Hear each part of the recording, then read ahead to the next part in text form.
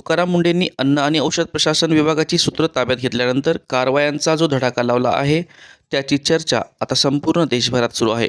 दरम्यान तुकाराम मुंढेंच्या याच कारवायामुळे त्यांची बदली लवकर होऊ शकते अशी भीती अनेक वेळा विरोधकांनी व्यक्त केली आहे। तर आतापर्यंत तुकाराम मुंढेंच्या अत्यंत कमी काळात झालेल्या अनेक बदल्यांच्या पार्श्वभूमीवर त्यांची येथून लवकर बदली होऊ नये अशी सर्वसामान्यांची सुद्धा अपेक्षा आहे। या सगळ्या पार्श्वभूमीवर मुख्यमंत्री देवेंद्र फडणवीसांनी तुकाराम मुंढेंच्या एफडीएमधील कामकाजावर पहिल्यांदाच महत्त्वाचे विधान केले। त्यांनी काय म्हटले पहा। देखिए, पहली बात तो यह है कि फूड एडल्ट्रेशन या किसी भी प्रकार से जो हमारे फूड के मानक है इनको जब कोई ब्रीच करता है तो उसके कारण लोगों की जान को खतरा होता है, लोगों की हेल्थ को खतरा होता है। इसलिए इसमें स्ट्रिक्ट एक्शन की आवश्यकता थी और वो एक्शन हो रही है।